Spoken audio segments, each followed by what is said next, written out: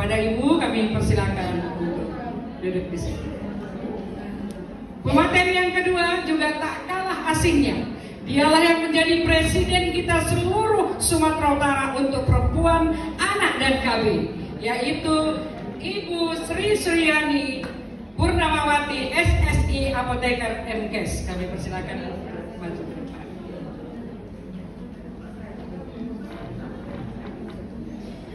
Para ibu yang kami banggakan, ini seminar jarang seperti ini.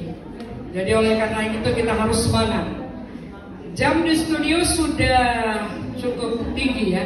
Jadi kita hanya memberi nanti kepada para pemateri 25 menit. Ya. Sebelum kita memberikan arahan dan paparan daripada pemateri, kita perlu memperkenalkan satu persatu dari pemateri kita. Yang pertama adalah Dr. Iin Kandedes MA. Saya suka salah Bu, saya pikir Kandedes. Namanya Kandedes. What the meaning of Kandedes? Kandedes. Iya. Itu nama singkatan Gun. Oh iya. IIN itu IAIN. Orang tua saya dulu kuliahnya di IAIN Yogyakarta. Tapi biar nggak kayak nama kampus disingkat IIN. Kandedes mungkin kalau Bunda yang angkatan kuliahnya sama dengan orang tua saya dulu katanya tiap tingkat ada apa istilah gitu ya, ada nama angkatan. Kan itu kandidat, ibu saya masih tingkat awal.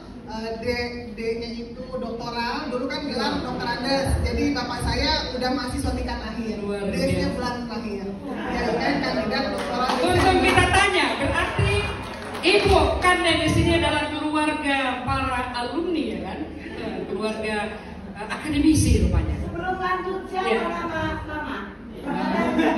Iya. Allah.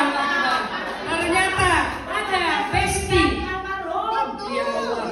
Berarti di sini ada Besti dari ibunda, ibu dokter. Ya, salam hormat Bunda, ternyata banyak sahabat ibu saya dan sahabat saya.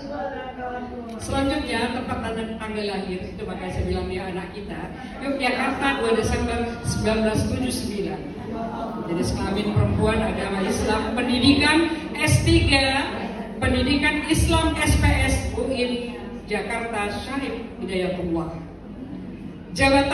Jabatan sampai dengan saat ini adalah dosen Fakultas Ilmu Tarbiyah dan Keguruan UIN Syarif Hidayatullah Jakarta 2019 sampai dengan sekarang.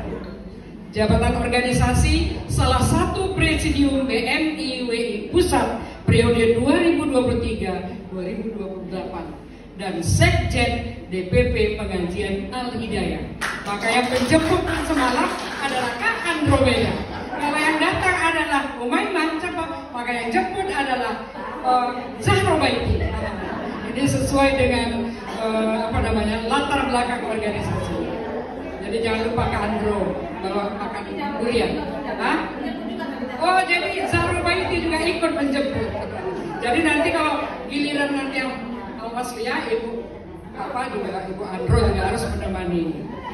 Selanjutnya jabatannya itu sekjen, kemudian banyak jabatannya, ada PSGA Win dan banyak kali. Saya tidak lagi membacakan yang ada di dalam HP kita. Nomor HP 0813 8599 9427. Kok ada yang mencatat, saya ulangi lah ya. 0813 8599 9427. Email saya kira nggak usah, karya ilmiah cukup banyak. Saya tadi melihat ada buku, ada jurnal internasional Scopus, ada artikel, ada karya penelitian, seabrek-abrek. Memang luar biasa. Wanita di depan kita ini adalah perempuan berkarya yang inspiratif dan cukup banyak inovatifnya. Moto, nah ini motonya perlu kita dengar bersama. Hidup hanya sekali. Jadi hidup hanya sekali. Jadilah pribadi yang berarti bagi umat dan bangsa. Khairukum anfa'um linnas. Siapa yang paling baik adalah orang yang paling bermanfaat bagi manusia. Kemudian ada sumber kedua kita yang tak kalah hebatnya. Ini presiden perempuan seluruh Sumatera Utara. Nggak apa-apa kita bilang presiden, memang sekarang dia sebagai presiden kita di Sumatera Utara, yaitu Ibu Sri Suryani Purnamawati SSI Apoteker MKes. ibunya Manis, sama Manis ya. Kelahiran adalah Medan 7 Desember 1967. Jadi kalau kelahiran 1967 ini Bu, masih murid-murid saya. Di Sanabia ini masih murid-murid saya yang umur 1967. Jenis kelamin ya perempuan, agama Islam, alamat Jalan Rinte 4 nomor 133 Medan.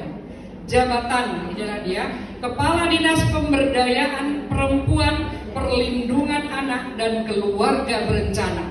Banyak kali kerja ibu ini ya kan.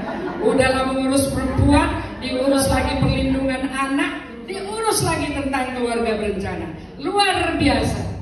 Kemudian handphonenya adalah, nah ini perlu dicatat Bu. Nanti kalau ibu-ibu mau mengundang untuk menjadi apa, saya pelan-pelan membacakannya.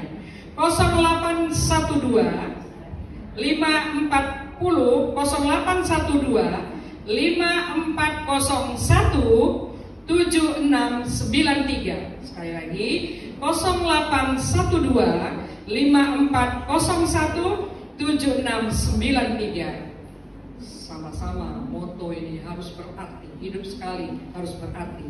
Hiduplah sehari-hari dengan penuh makna. Jadi kita harus hidup penuh makna.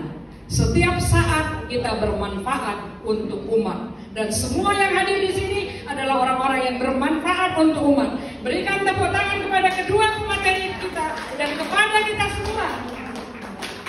Aduh, Bu Rusmi ini nggak tepuk tangan ya, karena masih terjadi perselisihan bahwa tepuk tangan makruh atau bagaimana. Itu akan diteliti kembali Bu fatwanya. Nggak apa-apa lagi tepuk tangan ya, karena sebelumnya dibilang makruh Bu. Jadi saya pertama yang saya tengok MUI tepuk tangan nggak? Dia alasannya nulis. Baiklah para ibu sekalian, ya tepuk tangan. Tapi kami sudah menyampaikan, tolonglah direvisi lagi tuh tepuk tangan itu, jangan dibilang makruh ya kan? Karena kita hanya tidak ada tasyabuh ya dengan agama lain, tapi itu masih dalam pembicaraan Dewan Fatwa. Nanti, jadi kalau apakah nanti tepuk tangan itu karena Allahu Akbar, ya nggak tahu. Nanti akan direvisi tentang tepuk tangan. Tapi nggak tahu juga ya. Kita yang para muda-muda ini yang suka meminta seperti itu. Baiklah, pada kesempatan ini kita tidak memperpanjang waktu lagi. Kita akan mulai dari seminar pertama, pemateri pertama, yaitu Ibu Sri. Ini Ibu Sri duluan ya dalam apa? Ya Bu ya, apa ya? Ibu Sri Suryani Purnamawati SSI, apoteker MKes, dengan judul materinya adalah aktualisasi peran muslimah di era digital. Jam di studio sekarang jam berapa Bu? Jam 11. Kira-kira berapa menit ya satu orang kita berikan? 15. Kalau dalam jadwal sebelumnya 40 menit ya kan? Tapi mengingat waktu kita harus segera, jadi 15 menit. Nah ini presidium Bu yang bukan saya. Saya ini apalah, saya hanya moderator. Jadi Ibu diberikan kesempatan 15 menit, nanti Ibu Dr. Iin juga 15 menit, berarti sudah 11.30 ya. Berarti tanya jawab berapa menit Bu? 30 menit, berarti jam 12 kita selesaikan. Oke, setuju kita semua Bu? Ya, moderatornya kan hanya arus lalu lintas saja ya, pengatur lalu lintas. Semuanya disesuaikan dengan apa yang diinginkan oleh peserta seminar dan pemateri. Kami persilakan kepada Ibu Sri Suryani Purnamawati SSI Apoteker MKes menyampaikan materinya. Mohon boleh berdiri, boleh duduk Bu, bebas. Berdiri aja ya. Iya, boleh Bu.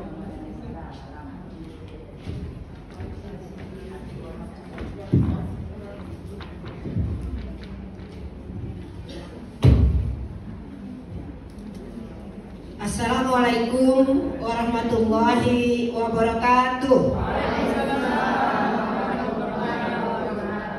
Alhamdulillahirabbil alamin, wassalatu wassalamu ala asrofil anbiya'i wal mursalin wa ala alihi washabbihi ajmain. Alhamdulillah kita bertemu ya dalam satu forum yang sangat strategis ya, sebagaimana apa yang menjadi tujuan dari organisasi BNI WI. Dan saya di sini sebagai Kepala Dinas Pemberdayaan Perempuan, Perlindungan Anak dan Keluarga Berencana Provinsi Sumatera Utara. Ini sangat berbahagia sekali diundang pada hari ini ya, bertemu dengan tokoh-tokoh muslimah. Dan boleh tambahan Bu, selain sebagai kepala dinas, saya juga ketua organisasi Aliansi Perempuan Peduli Indonesia Sumatera Utara. Dan juga ada kakak saya itu dari Porhati, saya juga memperkenalkan diri.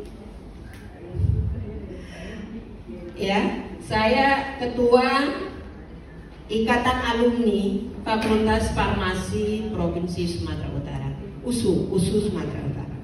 Ya, jadi dan pertemuan ini merupakan suatu tempat di mana kami juga dari Dinas Pemberdayaan Perempuan ini sangat bersyukur untuk menyampaikan tentunya permasalahan-permasalahan yang dihadapi ya perempuan dan anak, baik anak laki-laki maupun anak perempuan, terutama nanti di era digitalisasi ini. Kalau kita melihat ya dari temanya itu adalah perempuan tangguh yang menciptakan generasi berkualitas menuju Indonesia Emas 2045. Tentunya ini merupakan satu cita-cita bersama. Jadi ketika 2045 100 tahun kemerdekaan Indonesia, di 2035 kita akan mendapatkan bonus demografi. Ya, apakah memang nanti di 2045 kita bisa mendapatkan yang generasi berkualitas yang kita katakan dengan generasi emas, atau generasi cemas, atau generasi lemas? Itu sangat tergantung sekali dengan apa yang kita buat pada hari ini. Karena itu tidak lama lagi. Ya, sekarang 2025, 2045 itu hanya 20 tahun lagi. Jadi kalau kenapa saya katakan hanya 20 tahun lagi? Kalau kita berdiri di sini di tahun ini, ya, di tahun 2005 kita masih ingat apa kejadian 2005 dalam kehidupan kita. Artinya masih sangat dekat ya waktu itu. Nah, ibu-ibu ya, pada kesempatan ini saya diminta untuk menyampaikan tentang ya aktualisasi peran muslimah di era digital. Ya, jadi kalau kita bicara tentang digitalisasi, ini sudah dimulai ya sejak lama. Sejak 2019 ini dimasuki era ya 5.0. Jadi 5.0 itu sejak 2019. Dan tadi yang disampaikan oleh Ibu Presidium ya pusat, Ibu Iin, bagaimana dia ketika mau membuat pantunnya itu langsung diklik AI yang muncul ya pantun yang sesuai dengan tema-tema ini ya. Dan juga kita mesti melihat ya bahwa lanjut slide. Kita lihat bahwa memasuki ya era society 5.0 ini itu suatu konsep yang membuat manusia ini hidup nyaman dengan memanfaatkan ilmu pengetahuan modern seperti AI, robot, dan IoT. Ya, IoT ini ya Internet of Things yang kita kenal sekarang dengan cloud ya. Kita menggunakan internet untuk bekerja. Salah satunya adalah CCTV ya, seperti itu. Ini untuk apa? Tujuannya semuanya adalah untuk kenyamanan. Nah, apakah kita memang nyaman ya dengan memasuki era society ini? Apakah tidak? Itu sangat tergantung sekali bagaimana kita memanfaatkannya. Nah, berdasarkan data BPS ya tahun 2000 per Oktober 2023, ini persentase rumah tangga di Sumatera Utara yang pernah mengakses internet adalah 86,89%. Artinya ini suatu angka yang cukup tinggi, bisa dibayangkan ya, dari berapa rumah tangga ya di Sumatera Utara. Kalau penduduknya 15 jutaan.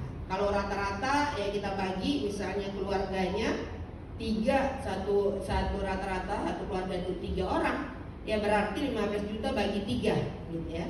Kira-kira ada berapa? Ada 5 juta rumah tangga. Ini 86,89% yang itu menggunakan internet. Ya, jadi ini jumlahnya cukup besar. Kemudian penetrasi digital internet Sumatera Utara adalah 67,12%. Artinya penetrasi digital ini adalah pemanfaatan. Ya, pemanfaatan internet itu di Sumatera Utara 67,12%. Artinya apa? Artinya digitalisasi ini tidak dapat dihindari. Karena tujuan awalnya memang adalah untuk meningkatkan kualitas hidup. Dalam apa? Dalam bidang pendidikan. Ya, kita waktu pas tahun 2020 dengan penetapan pandemi Covid, kemudian belajar secara daring dan sebagainya, ini juga merupakan satu lonjakan penggunaan internet. Ya. Jadi belajar, ya, kemudian ada WFH, ya, bekerja dari rumah. Kemudian kita sekarang juga melihat bagaimana generasi muda kita bekerja itu ya duduk-duduk saja, ya di warung-warung, ya di kafe-kafe. Ternyata mereka bekerja, ya seperti itu. Ini merupakan peralihan ya dari suatu kebudayaan. Ya, jadi kalau dulu bekerja ya rapi, datang ke kantor, ya. Nah, sekarang bekerja bisa di mana saja. Bahkan untuk bekerja ke luar negeri pun kita bisa di Indonesia. Jadi memang sangat banyak manfaatnya ya. Kemudian ternyata data menunjukkan ya penggunaan internet ini tidak hanya ya digunakan oleh laki-laki saja. Tetapi juga perempuan itu menggunakan internet. Nah, kita lihat, lanjut slide ya. Datanya, demografi pengguna internet di Indonesia. Jadi kalau di akhir tahun 2024 ini, di akhir 2014 ya, pengguna internet ini adalah 34,9% ya dari total penduduk di Indonesia. Di Sumatera ini per pulau-pulau kita bisa lihat datanya ya, di Sumatera 18,6 juta. Nah, usia berapa saja yang menggunakan internet ya? Usia yaitu 18 sampai 25 ini jumlah yang terbesar yaitu 49% ya. Kemudian usia 26 sampai 35 dan di usia kita nih, nah, saya melihat di usia ibu-ibu ya antara 35, 36 sampai 45 14,6%. Kemudian yang paling rendah adalah usia 55 sampai 65 yaitu 0,2%. Ya, jadi artinya ya hampir ya kita lihat merata di semua usia ini menggunakan internet. Hanya persentase penggunaannya saja yang berbeda-beda. Bagaimana pengguna internet itu mengakses informasi melalui apa? 85% itu menggunakan telepon seluler. Ya, jadi hampir bisa dipastikan ya sebahagian besar, bahkan tadi kalau kita lihat pengguna internetnya itu di angka ada hampir 90%, kita katakan hampir 90% penduduk Indonesia itu menggunakan telepon seluler ya. Kemudian menggunakan apa? Menggunakan laptop. Kemudian ada menggunakan personal komputer atau kita kenal PC, dan juga ada menggunakan tablet. Apa yang dicari? Ya. Mengguna internet itu apa yang dicari? Jadi 5 hal yang paling sering diakses, yaitu yang pertama adalah pesan instan. Ya, jadi ibu-ibu menggunakan WA, ya, kemudian apa? SMS, ya, messenger dan sebagainya. Kemudian setelah pesan instan apa? Media sosial. Kemudian mencari data dan informasi, baca berita dan streaming video. Nah, yang di sini yang menjadi catatan kita yaitu adalah sosial media. Nanti kita lihat bagaimana. Kemudian kalau kita ingin mengetahui, ya kan, ingin aktualisasi peran muslimah ya di era digital, maka kita harus mengetahui apa manfaat digitalisasi dan apa risiko dari digitalisasi itu. Ya, kalau kita melihat yang pertama digitalisasi ini bisa meningkatkan kualitas hidup sosial individu dan sosial. Ya, jadi kita bersilaturahim ya itu melalui ya media sosial. Ya, kita menggunakan ya perangkat-perangkat yang terkait dengan digitalisasi. Bahkan sekarang dengan adanya aplikasi-aplikasi, bahkan kita bisa mengukur ya kesehatan kita, ya, kemudian juga denyut jantung, gula darah dan sebagainya. Itu banyak sekali ditawarkan. Kemudian meningkatkan efisiensi, ya efisiensi hidup. Jadi kalau baik secara individu maupun juga secara sosial. Jadi pertemuan-pertemuan secara online itu juga ini meningkatkan efisiensi, ya. Walaupun dari efektivitasnya ini juga sangat tergantung ya kepada keinginan besar dari pengguna, ya pengguna platform tersebut, ya. Kemudian mempermudah akses dan pengelolaan informasi. Jadi akses ya kita banyak ini digunakan ya. Kita mau mendapatkan akses informasi, kita mau tahu ya kemana apa syarat-syarat ya untuk misalnya menjadi PKH ya. Jadi kalau di Kementerian Sosial itu ya, itu bahkan kita bisa mendaftar ya untuk menjadi penerima ya keluarga harapan itu secara online ya. Kita harus dapat akses-akses seperti itu. Kemudian juga kemudahan perolehan data digital dan meningkatkan inovasi, kreativitas. Kita bisa mencontoh ya. Jadi kita sering mengenal ATM ya, amati ya, modifikasi tiru gitu. Jadi di sana bikin, kita modifikasi, kita buat dan sebagainya. Ini mempermudah karena sangat tergambar dengan jelas. Kemudian kemudahan komunikasi publik ya, termasuk dalam edukasi dan pemberitaan. Tetapi ada risikonya, ibu-ibu sekalian, ibu-ibu soleha. Yang pertama adalah kebocoran data. Maka seringkali ya kebocoran data ini digunakan dalam rangka untuk apa? Untuk penipuan. Ya, jadi kalau ibu-ibu pernah mendengar yang namanya TPPO, tindak pidana perdagangan orang. Jadi tindak pidana perdagangan orang itu tidak hanya ya dijual. Kalau kita misalnya perdagangan orangnya dijual gitu ya, orangnya dijual kemudian kita dapat uang atas penjual, tidak. Jadi pemanfaatan sumber daya yang ada pada orang tersebut dan dibayar dengan tidak sesuai dengan kapasitasnya, dengan kemampuannya dan kompetensinya, itu juga masuk dalam TPPO. Dan korban TPPO sekarang itu bukan hanya yang pendidikan sampai dengan menengah, tapi pendidikan tinggi, bahkan ada S2 ya. Jadi dengan iming-iming menjadi tenaga administrasi ya, kemudian berangkat ke Kamboja, S2 ya, S2 ilmu komputer dan sebagainya. Dan kita pernah mendapati korban TPPO yang sampai ke Sumatera Utara itu pulang sudah menjadi mayat. Ya. Jadi itu ya, jadi banyak. Jadi ketika dieksploitasi baik secara seksual, kemudian juga secara ilmu, ekonominya ya diambil, itu sudah masuk dalam TPPO. Ya, jadi kenapa? Untuk menipu orang-orang Indonesia dibutuhkan orang-orang Indonesia juga. Ya, jadi berangkat ke Kamboja, ke sana mereka tujuannya adalah menipu ya untuk masyarakat di Indonesia juga.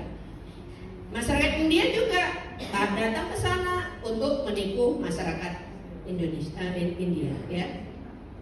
Kemudian apalagi digitalisasi belum mencakup semua golongan masyarakat yang menyebabkan kesenjangan pengetahuan.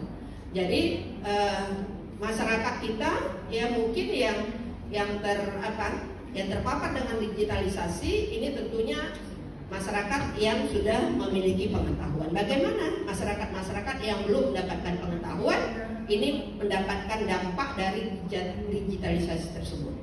Kemudian yang menjadi perhatian kita juga adalah kemampuan untuk menyaring informasi, ya, informasi yang benar dan relevan. Jadi beredar, ya jadi beredar itu informasi-informasi ya, kalau kita sekarang itu skip and scroll, ya, yang tidak mau kita lihat kita skip, tapi kalau yang mau kita lihat ya kita lihat di TikTok, kemudian di IG, ya, atau di Facebook atau sebagaimana.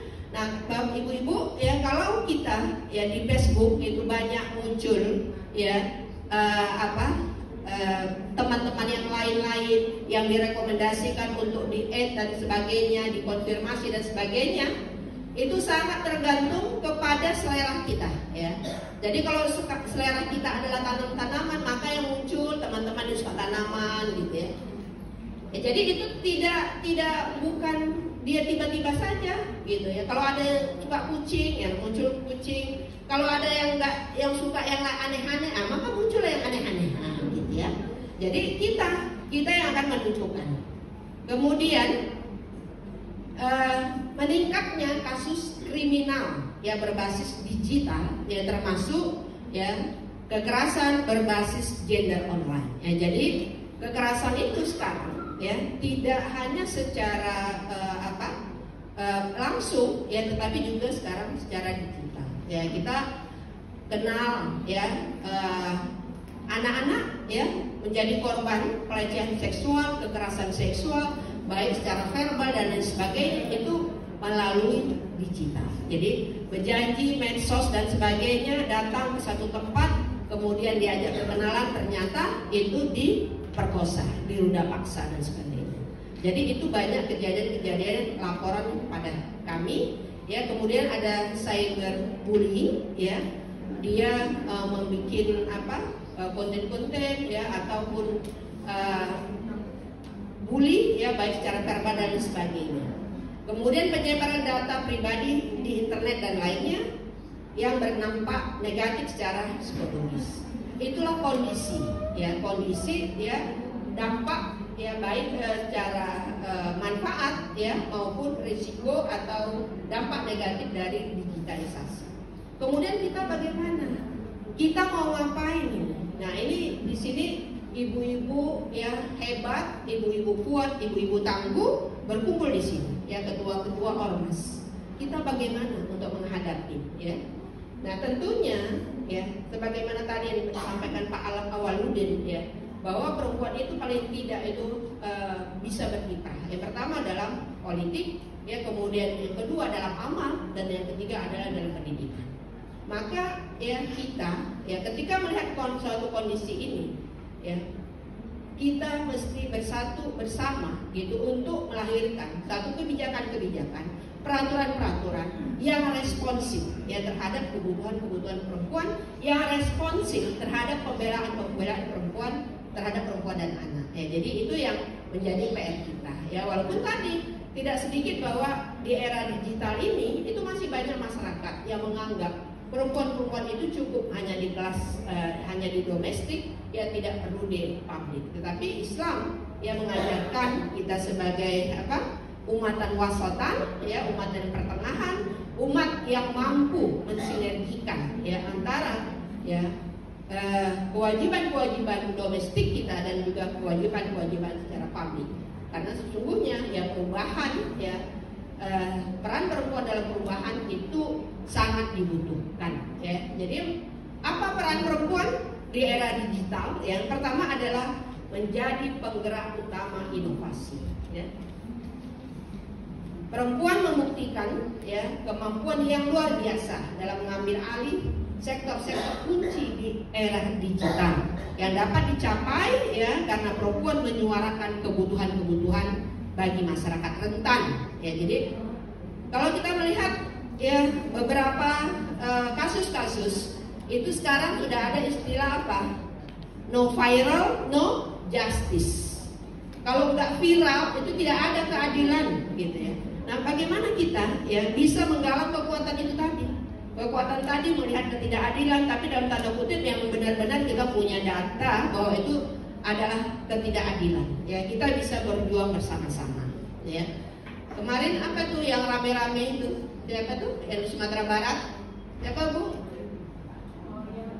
Yang diperkosa penjual goreng? Iya. Walaupun belakangan agak-agak lebay juga ya. Kenapa? Karena ziarah berhari-hari dan sebagainya itu juga dalam apa kita nggak juga kumpul di sana rame-rame, tetapi menuntut keadilan ya untuk korban itu menjadi penting.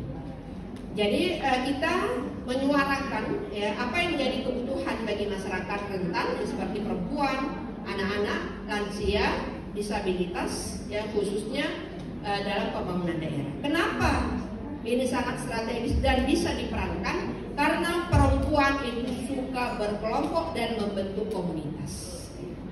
Ya. Jadi ibu-ibu mungkin ya kalau grupnya itu bisa dilihat masih siapa nih yang paling banyak grupnya ya.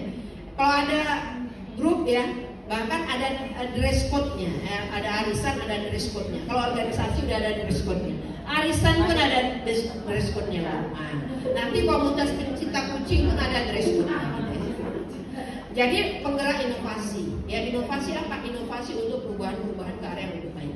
Kemudian apalagi pembangunan ekonomi. Jadi kalau kita lihat kemarin saya ya ke pasar kamu, mungkin ibu-ibu udah ada yang ke pasar kamu, itu dia responsif gender, ya pemberian tempuhnya ya itu ada laki-laki, ada perempuan dan ada juga disabilitas. Dan 80% itu pengisi tenan atau stand-stand itu adalah perempuan. Jadi perempuan sekarang ya bisa bekerja, menggerakkan ekonomi keluarga, tidak perlu ya beranjak dari rumahnya. Ya dengan era digitalisasi ini dia bisa membangun kekuatan ekonomi, juga membangun keluarga. Ya perempuan ya harus mampu memanfaatkan teknologi untuk mengasuh dan mendidik anak secara positif. Jadi banyak kalau misalnya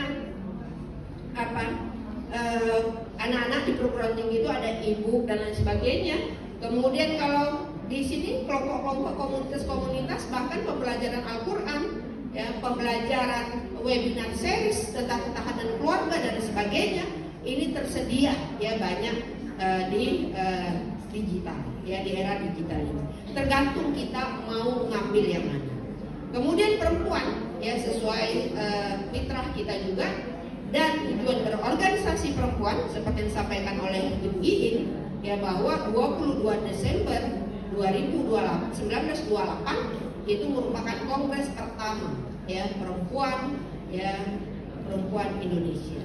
Belum Indonesia itu ya, belum merdeka ya, merupakan kongres pertama. Artinya apa? Berkumpulnya adalah perempuan-perempuan yang memiliki cita-cita dan pemikiran untuk memerdekakan Indonesia gitu. Perempuan-perempuan yang memiliki visi yang membangun ya. Jadi dan kita di Sumatera Utara ini jumlah perempuan 49,95%, laki-laki 50,5%. Bisa kita bayangkan kalau perempuan-perempuan yang 49,95% ini tidak berdaya, mereka akan menjadi beban. Ya, jadi kita harus memperjuangkan ya kesetaraan gender dalam hal apa? Dalam hal politik, dalam hal kesehatan, dan dalam hal pendidikan. Inilah yang menjadi indeks dari pemberdayaan perempuan. Jadi ketika kita bicara pemberdayaan perempuan, maka kalau kita bicara tentang indeks pembangunan perempuan, kita bicara tentang pendidikan, kesehatan, dan juga pendapatan. Kalau kita berbicara tentang indeks pemberdayaan perempuan, maka kita berbicara dari politik, kemudian kesehatan, reproduksi, dan pendapatan. Jadi ini harus menjadi stressing ya penekanan dari organisasi-organisasi. Peluang ya di era digitalisasi ini. Lanjut slide. Nah kita lihat peluangnya ya. Peluang meningkatkan ekonomi, banyak ide-ide bisnis ya, kreativitas ya. Kalau saya aja kemarin kalau mau masak gitu ya, walaupun tahu resep dasarnya, tapi macam mana masak yang enak gitu, kita buka ini. Ada dapur mama, ada buka YouTube-nya, ikut-ikutnya jadi. Gampang sekarang kalau mau, ya kan begitu. Kemudian mengajarkan membaca Al-Quran ya, secara online dan sebagainya. Ya, kemudian apa lagi ya? Peluang-peluangnya ini perempuan muslimah dapat menggunakan media digital untuk mensiarkan agama. Ya, dengan memposting hadis-hadis, ayat-ayat Quran dan sebagainya. Kemudian juga memiliki peluang besar ya untuk terus belajar dan tidak terhalang dengan waktu. Ya, perempuan ya bisa belajar cara mendidik anak sesuai ajaran Rasulullah dan sebagainya. Ya, jadi ini banyak aplikasi lanjut slide ya. Aplikasi yang dapat meningkatkan kapasitas. Nah, ya ada Pupet, Muslim Skill Academy ya. Jadi bisa dicari ya. Ya, ini peluang-peluangnya ya. Termasuk di dalamnya adalah bagaimana kita memberikan ya kepada keluarga kita, yaitu pelayanan atau kehidupan 100 hari pertama kehidupan ya. Nah, ini yang saya katakan tadi ya, perempuan juga memiliki andil besar ya dalam pencegahan kekerasan terhadap perempuan dan anak ya. Kita kenal tadi ya fenomena ya no viral no justice, fenomena aparat gerak setelah didesak netizen. Nah, ini suatu ya kemudian ya waktu ya sikit lagi yang KBO ini yang penting ini, lanjut KBO nih, tantangan. Jadi ibu-ibu kita harus terpapar apa yang disebut dengan kekerasan berbasis gender online. Jadi pertama adalah pelanggaran privasi, mengakses, menggunakan, memanipulasi, menyebarkan data pribadi, kemudian menggali atau menyebarkan informasi pribadi, kemudian menguntit, ya, stalking, ya, itu, kemudian merusak reputasi, ya, kita sebutkan, kita foto, kemudian kita jelek-jelekkan dan sebagainya, kemudian pelecehan, ya, yang dapat disertai dengan pelecehan offline. Jadi berjanji dulu, ya, bahkan menunjukkan foto-foto, ya, setengah badan dan sebagainya. Dan kemudian serangan yang ditargetkan untuk komunitas tertentu, meretas dan sebagainya. Ya. Slide terakhir, ya, merujuk pada The Browser Factory Index, ya, perempuan lebih banyak menggunakan internet untuk bermedia sosial, sementara laki-laki lebih banyak menggunakan internet untuk mencari informasi. Hal ini dapat menjadi faktor perempuan lebih rentan terpapar hoax. Selain itu, ya, berdasarkan penelitian Mavindo, masyarakat anti fitnah Indonesia, kita harus bergabung tuh dengan Mavindo, ya kan, masyarakat anti fitnah Indonesia, komunitas perempuan termasuk majelis taklim rentan menjadi sasaran penyebaran hoax, terutama terkait isu agama yang diafiliasikan dengan isu politik, sehingga sebaiknya perempuan lebih kritis dalam menerima informasi yang diberikan. Ya, terakhir saya membacakan satu ayat, ya, dari Al-Maidah ayat 35. Ya ayyuhalladzina amanu taqullaha wabtaghu ilaihil wasilah wajahidu fi sabilihi la'allakum tuflihun. Hai orang-orang yang beriman, bertakwalah pada Allah dan carilah wasilah dan carilah sarana untuk mendekatkan diri kepadanya dan berjihadlah pada jalannya, mudah-mudahan kamu mendapatkan keuntungan. Jadi internet, digitalisasi dan sebagainya itu merupakan sarana-sarana yang bisa kita gunakan, ya, untuk mendekatkan diri pada Allah. Sangat tergantung bagaimana kita memanfaatkannya. Terima kasih. Assalamualaikum warahmatullahi wabarakatuh. Saya kembalikan kepada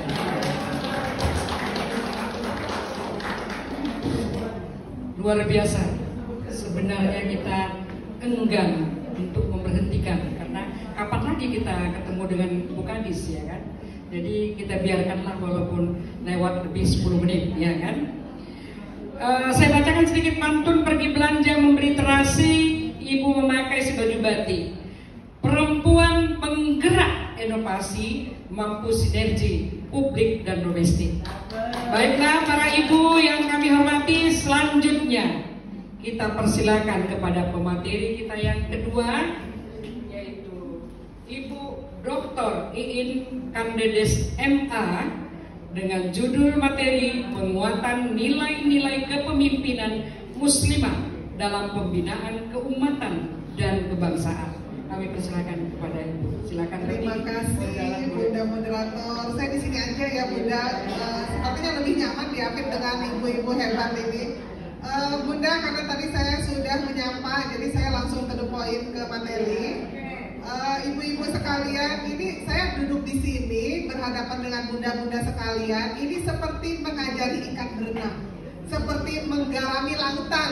Jadi sebetulnya ibu-ibu sekalian ini sudah expert semua gitu ya, sudah memimpin semua gitu. Tetapi saya mohon izin untuk menyampaikan beberapa poin materi. Mungkin langsung ke foto slide 3. Jadi saya belajar kepemimpinan itu di Lemhanas RI, belajar teori-teori itu selama 7 bulan. 7 bulan tentang kepemimpinan diasramakan bersama bapak-bapak TNI Polri. Jadi kemudian di sini saya diberi waktu 15 menit, jadi mungkin saya press yang 7 bulan itu menjadi beberapa poin. Nanti slide-nya silakan nanti di-share ke ibu-ibu ya. Kita langsung ke bawahnya, slide-nya teori kepemimpinan tradisional. Jadi sebetulnya ada beberapa teori tentang kepemimpinan. Yang pertama saya ingin mengutip dari teorinya Maxwell, ini di tahun 97. Jadi seorang pemimpin itu harus punya integritas. Ibu-ibu, lingkungan kita itu sebetulnya sama aja Bu. Di situ-situ juga tidak mungkin misalnya ibu-ibu menjadi seorang pemimpin ormas atau pemimpin seperti ibu sebagai kepala dinas gitu ya, kalau sebelumnya tidak punya integritas yang baik. Jadi integritas itu tidak instan, tetapi seiring dengan berjalannya waktu kita tunjukkan kinerja terbaik kita, kejujuran kita, amanah kita, maka kesempatan sebagai pemimpin itu akan datang. Jadi terutama misalnya generasi muda nih. Nah ini satu lagi, biasanya di ormas perempuan itu senior semua. Betul nggak ibu-ibu? Ada nggak pengurus mudanya? Ada ya, alhamdulillah. Nah terutama untuk pengurus muda. Jadi pengurus muda ini harus betul-betul menunjukkan dedikasinya, integritasnya, karena ini kan berproses ya, kaderisasinya itu berproses. Kemudian yang kedua, bersikap asih asuh kepada orang lain. Bunda, sebagai seorang pemimpin, kita tentu saja harus bisa mengayomi. Kita harus bisa mengidentifikasi pengurus kita, anggota kita, itu punya kualitas dan kapasitas, kekurangan dan kelebihan masing-masing. Contoh misalnya di ormas perempuan, karena kita semua ini adalah pimpinan ormas, semua kita kan latar belakangnya beda-beda Bunda ya. Ada misalnya politisi, ada misalnya backgroundnya birokrat seperti Bu Sri, ada juga ibu rumah tangga, ada yang pengusaha, ada macam-macam, akademisi juga ada. Nah setiap orang punya potensi masing-masing. Misalnya dari kalangan politisi dan birokrat, mereka punya jaringan, tapi mungkin waktunya kurang, ya enggak? Terus ibu-ibu rumah tangga, mereka punya waktu banyak, tetapi mungkin tidak punya kekuatan, tidak punya finansial ya. Terus ada juga misalnya akademisi punya pemikiran, tapi mungkin dananya juga terbatas, waktunya juga ya 50-50. Jadi bagaimana seorang pemimpin itu bisa mengcombine semuanya. Jadi dengan ibu, kita nggak bisa pukul rata Bunda. Kita nggak bisa pukul rata bahwa semua orang di kepengurusan itu harus sama. Tidak, tapi kita lihat potensi, kekurangan dan kelebihan masing-masing karena akan saling melengkapi. Ya nggak Bunda? Apalagi di ormas kan semua betul-betul pengabdian lillahi ta'ala ya Bu. Tidak digaji gitu loh, tetapi semua karena kita punya satu tujuan. Selanjutnya, bentar Bun, ini kita tutup. Iya, disingkat-singkat Bun. Kemudian memiliki kepercayaan kepada orang lain. Kita jangan suuzon terus sama orang. Kita harus positive thinking, memahami orang lain, membesarkan orang lain. Bunda, yang namanya pemimpin itu tidak boleh one man one show. Jangan hanya mau tampil sendiri, tetapi kita akan semakin besar kalau kita bisa membesarkan orang lain. Kalau Bunda punya kekuasaan, tanda tangannya itu dihitung orang, kemudian misalnya anak buah kita, pengurus kita ingin mengupgrade diri, misalnya mau minta rekomendasi untuk ikut pendidikan, untuk ikut pelatihan tertentu, jangan takut merasa tersaingi Bunda, berikan saja sepanjang tanda tangan kita masih bermanfaat untuk kemajuan perempuan Indonesia. Kemudian berhubungan, berkomunikasi dengan orang lain. Bunda, kalau kita menjalankan program-program, itu kita tidak bisa sendiri. Sekarang itu zamannya kolaborasi. Contoh misalnya ormas perempuan, kita punya pemikiran, kita punya tenaga, kita punya waktu, tetapi kita tidak punya anggaran. Bisa kolaborasi dengan Bu Sri, ada program apa di dinas gitu kan? Iya bersinergi, harus sinergi gitu, karena di dinas ataupun kementerian atau Pemda mereka punya program, punya anggaran, tetapi butuh orang yang menjalankan. Jadi kita harus sinergi. Kemudian kita juga harus melahirkan orang-orang berpengaruh lainnya. Ini Bunda, seorang pemimpin yang baik adalah pemimpin yang bisa mengkader. Jadi jangan di tataran kita aja, misalnya Bunda terkenal gitu ya sebagai pemimpin yang hebat, tetapi ketika misalnya pemilihan pergantian pemimpin kita nggak punya kader. Nah itu juga tidak bisa dikatakan seorang pemimpin yang berhasil. Pemimpin yang berhasil adalah pemimpin yang bisa melahirkan pemimpin-pemimpin berikutnya. Gitu. Jangan takut kesaingan Bunda. Insya Allah kalau kita membesarkan orang lain maka kita akan semakin besar. Gitu. Selanjutnya mungkin saya banyak akan men-skip ya. Lanjut ke kepemimpinan global. Jadi kepemimpinan global ini ada kaitannya juga dengan apa yang disampaikan Bu